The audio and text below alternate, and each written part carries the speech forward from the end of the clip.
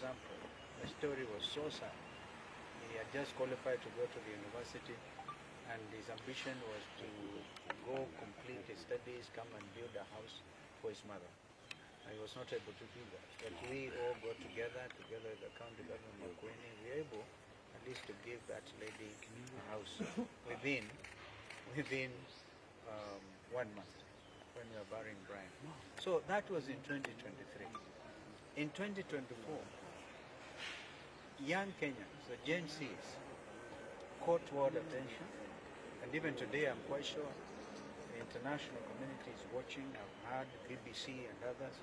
The lead item is about the remembrance of the very brilliant and bold young Kenyans who came to the streets to, again, in furtherance partly to the issue of high cost of living, but they were now saying this was now being strongly enshrined through the infamous finance bill of 2024. So they came out, armed only with bottles of water, their national flags, and their telephones. And they did what actually became a very heroic action. So today we want to remember them. I remember, for example, Eric Kialo was shot on the head by a sniper's bullet, and remember young Kennedy Odhiambo very innocently in Rongai. We had the testimony of his mother when we went for the memorial service at All Saints Cathedral. Young people. And then after that, the culture of abductions followed. They didn't stop at killing the young Kenyans, but they followed this now with high-handedness. The Sumbarus, the famous Sumbarus. I remember, by the way, in 2023, I was myself put under house arrest. I was not allowed to come out because previous week we went all the way to hotel and other places. We were all over. So brutality has been the order of the day of this Kenya Kwanza administration. Now, today, we just want to remember these young people. Yesterday, when we were launching the People's Restorative Justice Commission, we made it very clear that our intention today was to come and lay wreaths in remembrance of these young people. And I think that is, as their parents are entitled, and other Kenyans are entitled. We also actually said clearly, we've been saying it, today is a public holiday. Indeed, it is now going to, is it 9 o'clock? And I've never seen the streets of Nairobi being so clear, easy traffic today. A lot of Kenyans have chosen to stay at home in sympathy with what happened on the 25th of June, 2024. That is where we're here. Eugene made it clear, if there are people wielding machetes, pangas, and burungus, that is not our culture.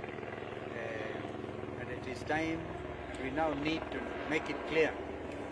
When the rungu wielding people, they are demonstrating against the killing of Ojwang, right?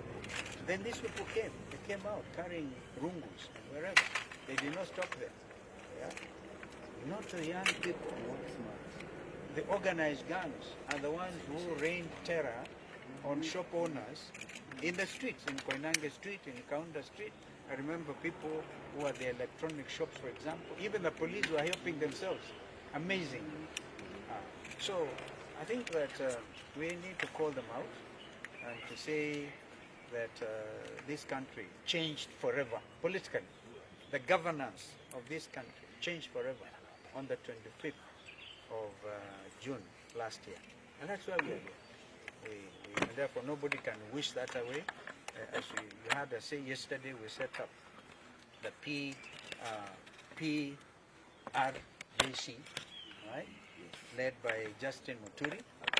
And we know that the world attention will be drawn to that because men and women all over the world want justice. Justice for Ojwang, justice for heroes of 25th of June.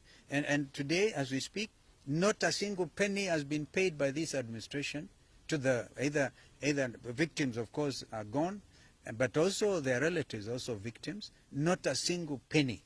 And yet we actually remember when, for example, ODM joined this administration outside KICC, one of the points in the 10-point agenda was compensation. Even I think in Homa Bay, Raila tried to remind them, okay? Nobody, it's like talking to a stone. This is why we cannot understand why those people, anybody would have wanted to join them. So we have set up a People's Commission, Justice Commission.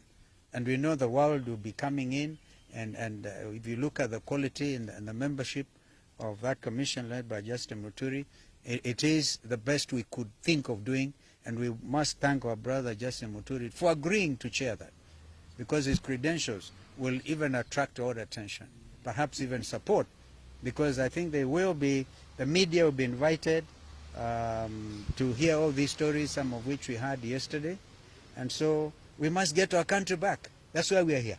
Okay. Yeah. Okay. Maybe to Eugene, you've seen the huge security apparatus deployment in town and CBD, even at Parliament.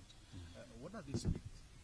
I think it speaks of a government that is paranoid, a government that's afraid of its own shadow, a government that's afraid of its own children, and looking at what has happened since 2023 to 2024, we haven't had any follow-up in terms of justice for the victims.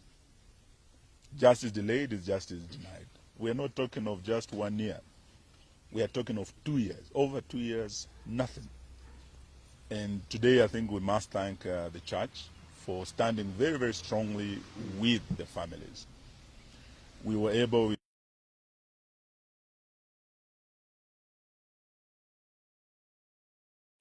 and we had all churches coming together, the evangelicals, and they all came together, and we prayed with the families and the victims of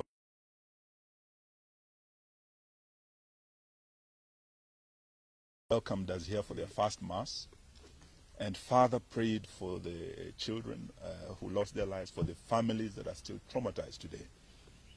The Catholic Church has also, as of yesterday, announced prayers for the families this coming Sunday, 29th, across the country in all the churches.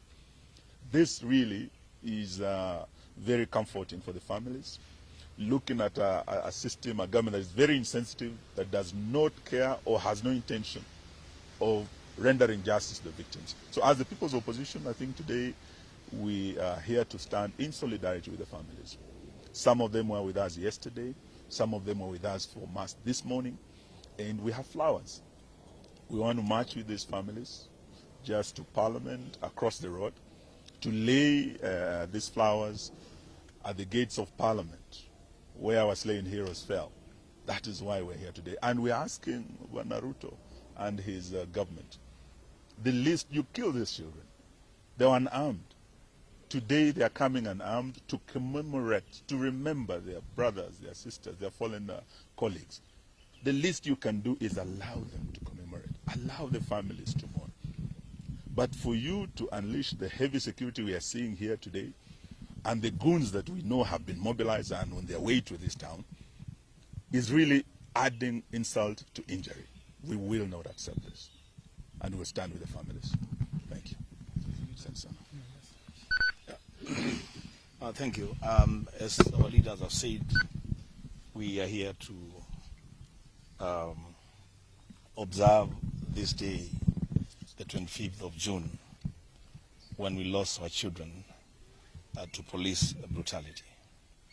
I think I just want to reiterate that this day is a very special day for Kenya. It's a day that the least that this government can do is step back and let Kenyans do what they want to do today, to mourn their children. It's very unfortunate that the government would want to dictate to parents, to brothers and sisters, how they will mourn their children. A government can never do that. Let parents come out, let brothers and sisters come out, let Kenyans come out and mourn our children, and we shall retreat back home. We'll have sent a message, we'll have honored these children who are our heroes.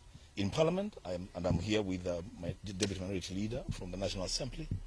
As members of Parliament, we shall go to Parliament and lay wreaths in commemoration of the children that were killed in Parliament. The least that the leadership, entire leadership of Parliament can do is to join all of us to go and lay those wreaths in honor of those children and in honor of the institution of Parliament. I thank you. All right. Maybe Minority Leader. Parliament today is surrounded by very interesting Yeah, thank you. You know, I'm a member of the House Business Committee of the National Assembly. And the last 3-4 weeks, every time we have our meetings, one of the agendas that comes up is that on the 25th of June this year, we shouldn't remember our fallen heroes. And it's surprising, as of today morning, they have allowed that as members of Parliament we can go and lay our wreaths, but they have said that our leaders and the parents and the victims of police brutality, including some who are with us here that were abducted, are not allowed. And you know what surprises me is that this is a people's house. The House of Parliament is actually a house that should be visited by any citizen. Even State House can be visited by any citizen because that belongs to the country, to the people. So I am surprised because they have told us we can go alone. I don't know. I'm even wondering how I'll be feeling there laying flowers alone without the parents of the victims. But since they have said that is the case, that is what we'll do. But then I just want to say that the government needs to stop being paranoid. They need to stop this fear. We are unarmed. You've seen us here. We are unarmed. But if you go outside the roads there, these are very heavily armed police officers. You know, there is almost 20 police officers to every one of us. But you will see them attempt to intimidate us. You will see them stop us from even going into Parliament. They've cordoned off the city. They've told people not to drive into the city with their cars. So even though we said it's a public holiday, we didn't mean that people shouldn't be allowed to come to mourn. We only meant people shouldn't go to work, let us mourn together. Otherwise, we shall be doing that work in Parliament, and we hope that today will be a peaceful day. We hope those goons that they normally unleash on us are not released, because if they do that, then they're the ones that will be destroying the country. With those few remarks, thank you very much. What becomes of House business? What becomes of House business today? Because they sit in the House Business Committee. There was a direction from Speaker Wetangula that Interior CS Murkomen was to appear today and give a statement about Albert Ojwang. Is that still on? It's not on the, that has been cancelled. It's not in the order paper for today. I mean, even Parliament knows that it might not be business as usual. But I've heard the Interior CS has been walking the streets of Nairobi with Arungu himself, trying to intimidate Kenyans. I think those are the mistakes. They keep making mistake after mistake. He should just stay in his office, allow the police to keep peace. And by the way, they don't even need to be in riot gear. We are not coming to riot. We are just coming with flowers. I don't know whether anyone saw someone hit someone with a flower and hurt them. I think on behalf of the victims, we can have Kavuli represent the rest.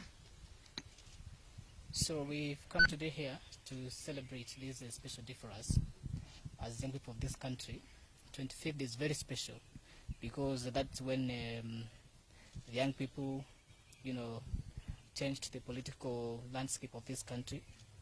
We want to say that the police should not be tear gassing people who are shooting us. We are very peaceful, as always you've been peaceful.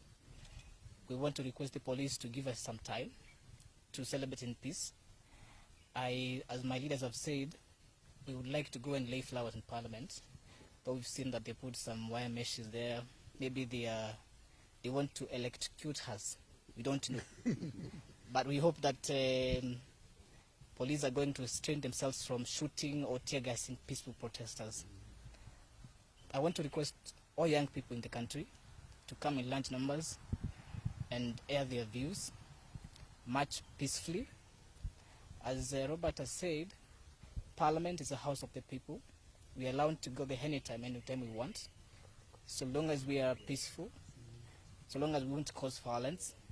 And so, to conclude, I want to ask William Ruto, the president, if he's not able to lead this country, he can simply resign. We have other people who can lead this country. He doesn't have to be the president anyway. and you can't lead people by force. So if he's not able to lead this country, he should just step aside. We have another election. We elect the person or the people who are going to represent us. Thank you. Perhaps, Excellency, SKM, you had spoken earlier, but please speak to this. I like your gear. Thank you very much. Please speak to this. Yeah. The fact that the young people who are to come to the streets today appeared to be very ready for their death. That bad. That's what they're speaking about on social media. That tomorrow I will go to the streets and I will die. What does that speak about this particular country? And the government had stated that yes, Kenyans have a right, according to Article 37, to peaceably and unarmed assemble and demonstrate. Today we are seeing the city, it's like there's a curfew or something for people not to access the city. This government, including the IG, who yesterday assured Kenyans of their right under Article 37, is the same government that today has locked down the city. Please speak to these two issues. The fact that the children are saying we are going to die, but we'll still go to the streets. I can understand as a parent why these children are angry. Because they were mauled down, they were shot and killed, they were maimed. And a year after, and in our case actually 2 years, since 2023, nothing has happened. William Ruto called them treasonous people. They are committing acts of treason, and therefore no sympathy for them. They are rightfully angry, but we want to plead with them because we have seen some of those social posts, some saying that if they die, then they do not want something 2 million shillings or 3 million shillings. They are resolute. Now that anger cannot be ignored. It needs to be nurtured. And we want to assure them that as their parents, we understand their pain. We feel the pain. We do feel the pain with them. Having said that, a barricaded city, yeah, what does this mean? William Ruto has declared it now by action that is truly a public holiday. Truly a public holiday. Of course, the damage that comes with this kind of barricading should wholly be attributed to William Ruto's administration. So we want to reiterate that even if they deny us today the possibility of going outside Parliament, the main entrance to Parliament, and lay wreaths there, I can tell you in the years to come, this is clear in my mind, in the years to come, this will be celebrated as a national holiday, properly, with people able to come to Parliament and without let or hindrance, without having this heavily armed policemen, armed to kill their own citizens. What a shame. So Kenyans must remain bold, Kenyans must remain resolute, and so this is a very important day. In fact, one of the most important days since this country gained independence in 1963. We have had various attempts like amending the Constitution and giving ourselves a new Constitution in 2010. And actually on the strength of this Constitution, these young people came out. Under Article 1, what I'm wearing here is the only thing they were armed with was Article 1 of the Constitution. They are very clear. They're very clear. We have here a document that will stand the test of time. And nobody, no William Ruto, Kanja, or Sakaja can do anything about it. This is a new country. And therefore we must prepare it for the owners, the young Kenyans. As the leader of the united opposition, you repeatedly said that today will be a public holiday to join the young people. What was the plan? You've already mentioned laying of wreaths, which appears, or so far looks like, may not happen. But what did the opposition have in mind when you declared today a public holiday? Because of heavy remembrance. This is not the usual type of remembrance. In 2023, we are not even allowed to come to a church like this, and we really must thank the Catholic Church for their magnanimity and their sense of understanding. In fact, we understand that on the 29th, all the Catholic faithfuls and the Catholic Church, we heard this from Bishops Anyolo and Muheria and others, will be commemorating this event Therefore, it was out of a sense of duty and a sense of nationhood that we declared this a public holiday. We didn't want to gain cheap political mileage because we are not the type to do so. It is out of a deep sense of commitment to this country and the welfare and the future of this country that we made those announcements. Yes, no. My question is sort of calling to order the political class. And I know we don't want to mention classes in this particular situation, but this issue of goons, it is an economic disparity question, and people taking advantage of that disparity and utilizing people against its own people. Call to order the political class in this issue of goons, please, sir. Goons. Goons. I'm told even the international community have actually accepted that terminology. In their very strongly worded statement yesterday, they have come out and called out because they are partners. Nobody, I've seen an attempt by chairman of a committee in parliament trying to say, oh, non-interference. When it comes to the issue, and here I speak to you as senior counsel and a leader in this country, when it comes to and a former foreign minister, I can tell you this. When it comes to the issue of human rights, they are universal. You cannot run to a corner there called Kenya and plead non-interference. You cannot even talk about Vienna Declaration, right? Because this is a matter that was canvassed seriously before the floor of the United Nations General Assembly and agreed that when it comes to the issue of human rights, particularly basic, and the beauty about our Constitution, 2010, is so strong on the issue of basic rights. That's why I saw somebody when we went to church with Mheshimiwa Eugene and other friends there. A gentleman walked inside there carrying a poster. And he said, hawkers' rights are also human rights. Why shoot a dead and hawker? Why? Why shoot him? All right? We pray, still continue to pray for Kamau, that God will have mercy on that young man and the family. I listened to the cries of his mother, distraught. They are not able to talk to him. And so we want to plead that and thank the hospital, Kenyatta National Hospital, for trying to help him, carrying out 2 operations. But rights. Even under Article 43, by the way, we are all socialized to Article 37, even what IG is able to quote, yeah, the right to peaceably and unarmed to demonstrate. You cannot change that. So Article 43, on those other human rights, social rights, very, very important. Therefore, goons who came in carrying, of course they were paid 1,000 shillings. We have seen them confessing. Thank you to the media. Thanks for the media really highlighting this, that they are saying, oh, we didn't know. It is a very shameful thing.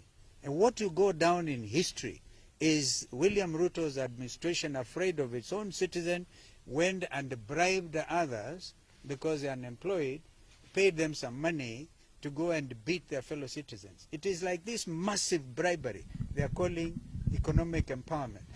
They go carrying 3 million shillings from William Ruto, 2 million shillings from Kindiki, and then after that they take the same money and they go to the next station, they do the same thing. Whom are you trying to deceive? So people are ready for that money. As Rigiji likes to say, kulia hapo, don't even take it home. All right? Yeah, last question. Empowerment. So they call it empowerment. Kenyans are beyond that. So I think that our Gen Zs and others are able to see that the millennials, Zen Zote are able to tell these people, stop the jokes. These are serious jokes. Last question from me. And I think that before we leave the issue of goons, I think we want to ask William Ruto, you cannot take our police over 12,000 kilometers away to deal with goons, gangs of Haiti. Then you are back home, you actually sponsor goons against your own citizens. And you let your police walk with these goons on the streets of the capital of our country. Now, who is fooling who? I think we want to tell him that, you know, you are riding on the back of a tiger.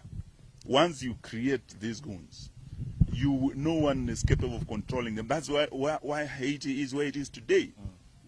failed leadership that allowed goons on the streets to take the law into their own hands. It is like planting the wind, you will reap the whirlwind. If you plant the wind of goonism, Bwana Ruto, Bwana Sakaja, you are going to reap the whirlwind of anarchy. That is where Haiti is today. We are not ready to let our country go down that road. Thank you very much. Last question from me, Your Excellency, is what we saw last year, what took the people to the streets, what Kavuli here went through, abductions, is still happening even as late as last evening. Gentlemen abducted in Mombasa, gentlemen picked from Kino, others here in Nairobi and Kitengela. Yet this is the very thing that is making Kenyans angry. They will try to style it as arrest. So far we do not know where those gentlemen are, so we cannot call it an arrest. They were not informed why they were being picked.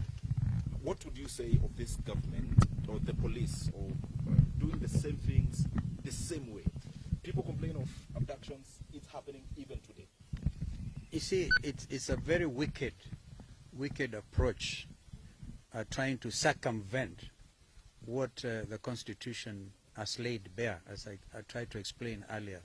Because they realize the only avenue available to them is a very primitive approach by abducting your citizens without a warrant of arrest, without anything legal. And we continue to call them out. They will be caught up with by the long arm of the law. You cannot escape it. They will be accountable. So, because for me, 25th of June will now become the Youth Transparency Day, the Youth Governance Day, and this is it. So if they continue these abductions, because one young man, for example, just sends a post, all right, then they're afraid. They're afraid. They're so afraid that they have to escape from the city.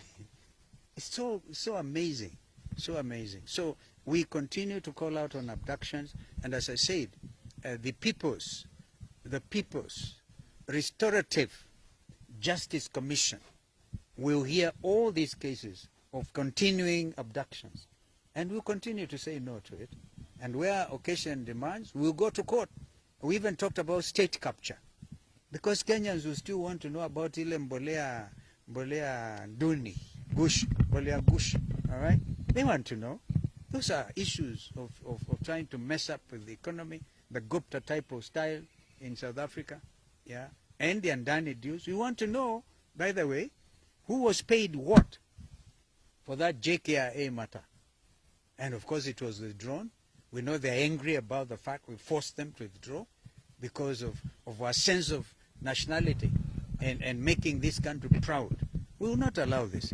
So maybe people thought opposition is weak. Now bado hawajaona anything. We'll deal with it. Thank you very much. Asante sana. So I think we should proceed, and Wednesday is used to be a symbol of national unity until a disaster happens.